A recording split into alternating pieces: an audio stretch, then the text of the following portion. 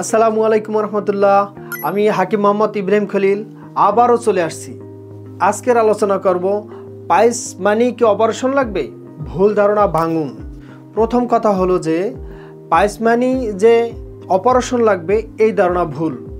80% রোগীর ক্ষেত্রে lifestyle follow করে এবং ওষুধ সেবন করলে ভালো হয়ে যাবে ইনশাআল্লাহ।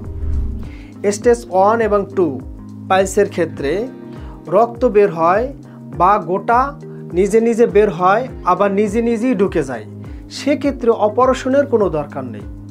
স্টেজ 3 ও 4 ক্ষেত্রে গোটাগুলো ভিতরে ঢোকানো যায় না, ব্যথা হয়, রক্তে ভিজে যায় এবং অপারেশন প্রয়োজন হতে পারে।